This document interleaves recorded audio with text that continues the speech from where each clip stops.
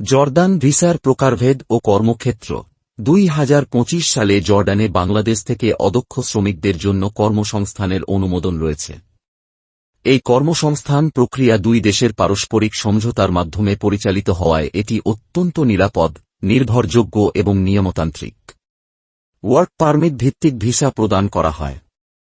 অদক্ষ শ্রমিকদের জন্য বরাদ্দকৃত ভিসার অধীনে যে সকল কর্মক্ষেত্রে নিয়োগ দেওয়া হয় তার মধ্যে অন্যতম হল গার্মেন্টস কারখানা, হোটেল ও রেস্টুরেন্ট পরিষেবা, নির্মাণ খাত, কৃষি খামার, পরিষ্কার পরিচ্ছন্নতা খাত এবং গৃহস্থালী সহায়তা।